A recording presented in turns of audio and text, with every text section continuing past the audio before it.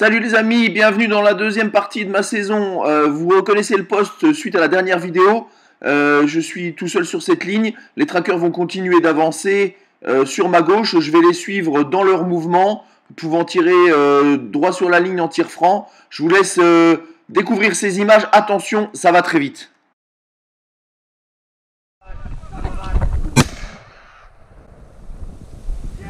Je sais pas, il passe un peu loin. Donc là, je viens de tirer ce sanglier qui franchit de très vite la ligne. J'ai une fraction de seconde pour réagir et je vais donc rassurer les trackers concernant ce sanglier. À la où, à Lali? À la où, à Lali?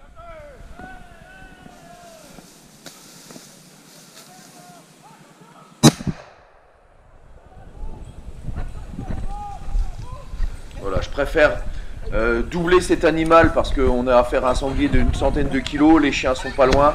Voilà, le tracker vient me féliciter, il est très content parce qu'il a failli se faire charger par cet animal. Donc tout se termine bien et on est tous très contents de pouvoir mettre ce sanglier au tableau.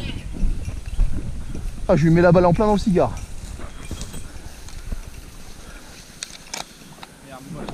Je sais pas si c'est un bon bal.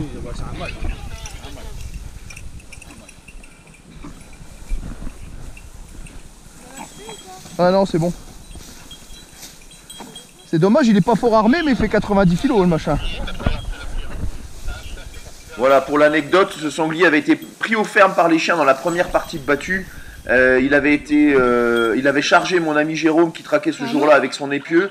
Il avait mis son épieu en opposition et en regardant l'animal de plus près, on se rend compte que c'était effectivement le sanglier qu'il avait piqué à l'épieu. Donc on était vraiment très content de retrouver ce sanglier et d'abréger ses souffrances. Voilà, je vous remets la scène au ralenti pour que vous puissiez apprécier le tir qui s'est vraiment passé très vite.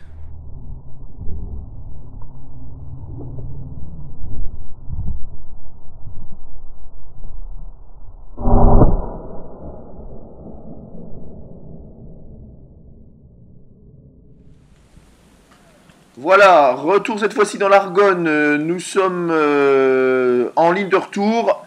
J'ai le tir franc sur ma droite, 30 degrés avec mon voisin sur la gauche. Il pleut, comme vous le voyez, ça va très vite. Je vous laisse apprécier les images.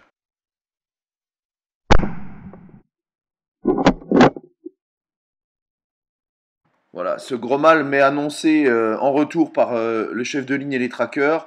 Je l'entends pas arriver avec la pluie, mais je me prépare et donc il saute la ligne à une vingtaine de mètres.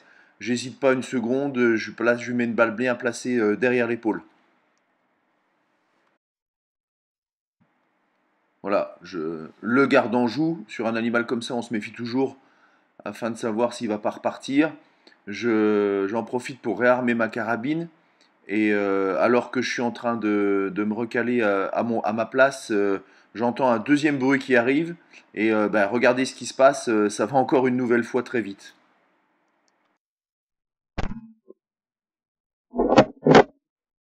Voilà, cette bête rousse essaye de se faufiler, profitant de ma distraction, mais je réarme assez vite et je peux mettre une nouvelle fois une balle bien placée au défaut de l'épaule de cette bête rousse d'une quarantaine de kilos.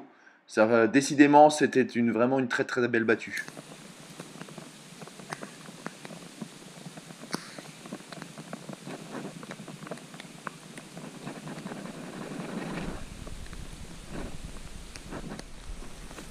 Voilà, c'est la fin de battue.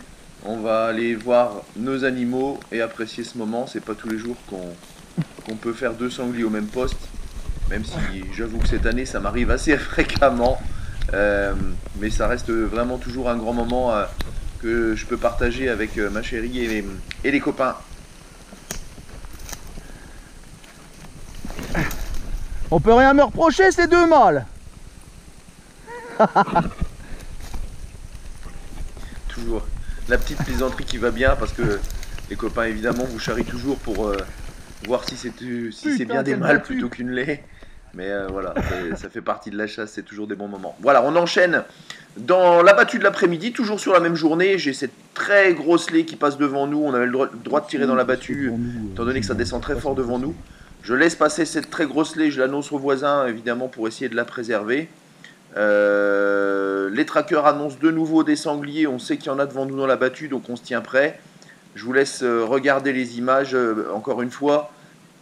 Alors qu'on vient de laisser passer cette grosselet, j'entends de nouveau du bruit sur notre gauche. Je me prépare et je vois de nouveau arriver une grosselet que je laisse monter sur le talus entre moi et mon voisin.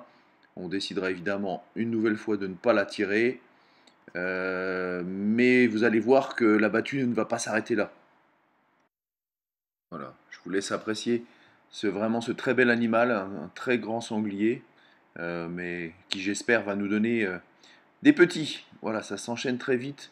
J'entends encore de nouveau des animaux devant nous. Je me prépare de nouveau et je vous laisse regarder ce qui va se passer. Voilà, ma chérie me dit qu'elle entend et elle voit des animaux arriver face à nous. J'essaye de me décaler pour voir les animaux. Je vois des bêtes de compagnie passer sous bois, là, vous voyez, tout au fond du ravin. Et alors que je suis en train de me concentrer dessus, regardez, ça va très vite. Un autre animal essaye de monter le talus sur notre gauche. Je me prépare de nouveau. Il fait marque un temps d'arrêt. Pan! Je sèche cette petite bête rousse d'une vingtaine de kilos, juste devant nous dans le talus. Voilà, je vous mets les images au ralenti pour que vous puissiez apprécier cet instant. Parce que c'est vrai que ça va un peu vite et c'est un tout petit peu loin avec la GoPro. Je vous laisse regarder ça.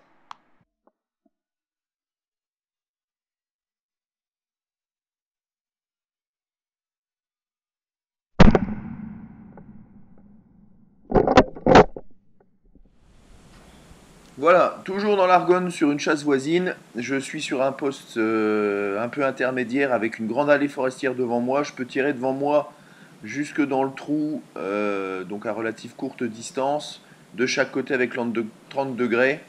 Bon, on n'aura pas eu de chance cette journée-là, mais vous allez voir, on va voir pas mal d'animaux. Oh putain, il l'est. Oh putain. Ah, je peux pas tirer ça. Voilà, grosse frustration, évidemment. On voit les animaux passer un petit peu loin pour pouvoir envisager un tir dans l'enceinte. Donc je les annonce à la ligne de droite qui va prélever une bête rousse dans cette petite compagnie. Je vous laisse de nouveau apprécier d'autres images qui vont arriver assez vite. On va changer de poste pour cet après-midi. Malheureusement, on aura des grands tas de bois derrière nous, donc les animaux refuseront de franchir là. Mais par contre, on va encore une fois se régaler les yeux. Regardez ça. Voilà, je tiens à signaler d'ailleurs que j'avais l'autorisation de tirer devant moi, mais là les trackers sont vraiment trop près, les animaux passent trop loin. On a une jolie yarde de cervidés, regardez, qui va franchir le Foléon devant nous, là, le chemin de débardage. C'est toujours des magnifiques animaux observés. Voilà, on les voit de la GoPro assez loin, mais je vais vous mettre les images de plus près.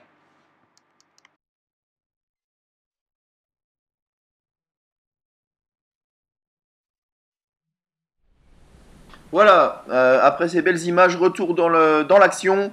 Cette fois-ci, nous sommes en Belgique. Je suis posté en contrebas d'une route que vous voyez tout en haut d'un talus à une trentaine de mètres devant nous. On entend un chien qui arrive assez rapidement vers la route. Mon voisin fait un mouvement trop brusque. L'animal décide donc de le refuser, passe la glissière de sécurité et vient droit sur moi. J'ai évidemment le tir-franc devant moi dans le talus. Et ce petit brocard, malheureusement, fera les frais. Voilà, il descend dans les ronces, je me prépare. Et au moment où il va sortir des ronces, j'ajuste une balle très bien placée à la base du cou. Je vous laisse regarder les images au ralenti à partir de la shotcam. Brocard à la lie.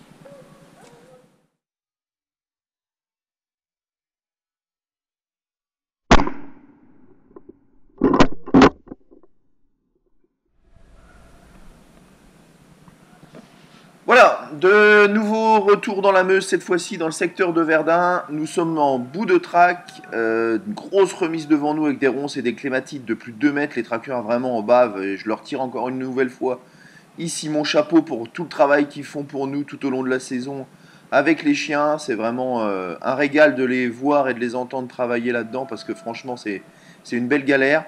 Donc vous voyez, on est en bout de ligne, on voit quasiment rien devant, on voit quasiment rien derrière, donc faut que ça nous passe tout près. Et vous allez voir que malheureusement, c'est pas toujours les bons animaux qui passent et il faut savoir lever la carabine même quand il faut être prêt à tirer rapidement. Je vous laisse apprécier les images. Voilà, j'entends une menée arriver, les chiens se laissent un petit peu emporter, retournent dans la traque et reviennent avec ce chevreuil. Alors je me déplace, hein, mais c'est autorisé par le chef de ligne parce qu'on était assez espacés les uns des autres, donc on avait autorisation de glisser. Voilà, vous voyez le chevreuil sauter. C'est une belle chevrette, je décide de ne pas la tirer évidemment. Oui, on a l'autorisation de glisser à gauche et à droite en longeant la ligne pour essayer de recouper les éventuels animaux qui essaieraient de passer dans les trous. Voilà, après cette chevrette, vous allez voir qu'un deuxième animal va de nouveau me passer dans de bonnes conditions. Malheureusement, ça sera encore une fois pas les bons puisque j'épargnerai cette très grosse lait qui va me passer à une vingtaine de mètres.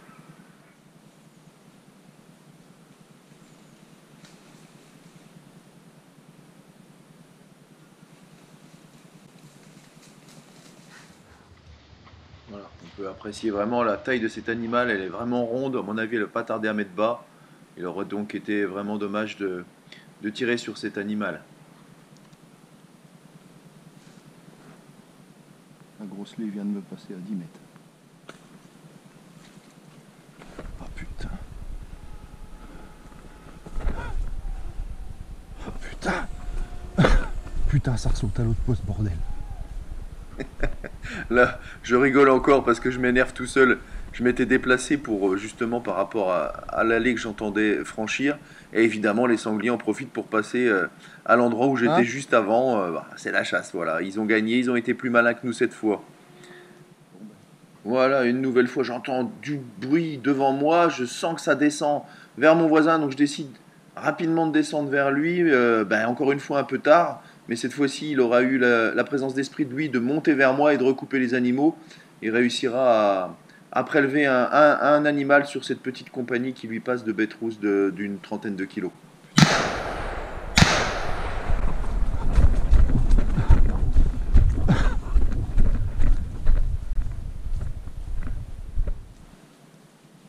Voilà, je me rapproche parce que j'entends un animal se débattre derrière. Je suis très content pour mon invité qui aura réussi à prélever un animal. Il a un doute sur son tir, mais je le rassure que j'entends vraiment l'animal se débattre derrière. Donc je lui dis, écoute, on ira voir tout ça à la fin de la battue. Ça ne sert à rien d'y aller tout de suite, même qu'on soit tous les deux sur la ligne uniquement. Voilà, je suis assez content de la battue, même si j'ai rien tiré. Mes deux invités ce jour-là auront prélevé leur sanglier et on aura passé vraiment une très très belle journée. J'entends les feuilles bouger.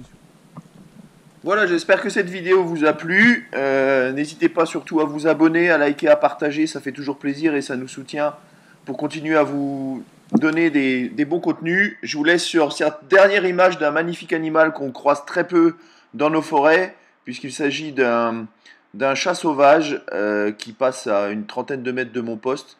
Je prends plaisir à l'observer et à le filmer. C'est vraiment un magnifique animal.